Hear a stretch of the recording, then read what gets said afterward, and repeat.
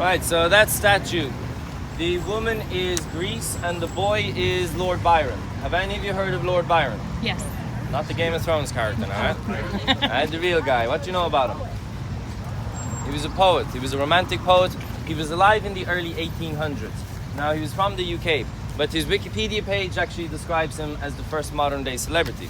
The reason for this, not just being a poet, is he didn't care if his partners were male or female, which 200 years ago was highly illegal. So he kept moving around to different countries, which made him become super famous. But why the statues of him here and all over the country of Greece is he's a very big hero to the Greek people. And the reason for that is he went from being a poet to a war general overnight, which is quite the change in occupation. So Greece was involved in the independence war against the Ottoman Turks. The Ottomans had 400 years of rule here.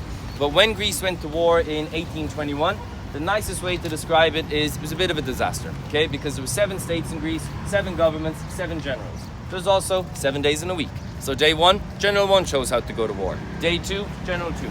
You get the gist? It just didn't work out. So they asked him to come over, unite everybody, and it was actually highly successful. Greece went on to win the war in 1831. However, he had died, but he left all of his money to the Greeks to keep fighting. He basically financed the war. Now, he did die at 36 years of age, which is quite young. But a couple of interesting things about him. Frankenstein, you all heard about it? You know who wrote it?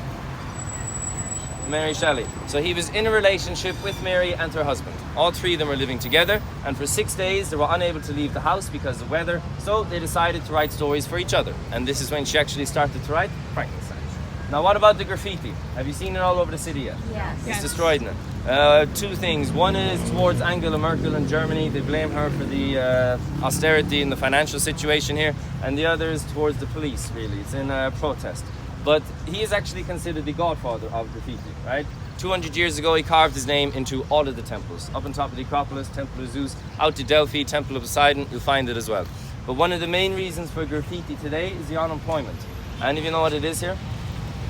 Under 30s, they say it's over 60%. Oh my. 60, right? And officially it's 25%. So they have nothing else left to do, right? Now, before this guy died, he was after falling in love with a young Greek lady. And on his deathbed, he said, take my heart out, buried in the country, and bring the rest of my body back to the UK. And it's exactly what happened. His heart is buried where he died, which is in a place called Turlock. Now, last random thing. He went to Cambridge University in the UK, where it was against the rules to have a pet as a cat or a dog. So he brought the bear. Right? That was his personality. I don't know the size of it, I haven't seen a picture, but this is what he did. You also notice there's a 3rd guy in the statue. Any of you know what this might represent? It's his split personality, right? So they're trying to portray his innocence and his goodness at the front, and at the back they're saying it's his demons coming out. Right, let's go.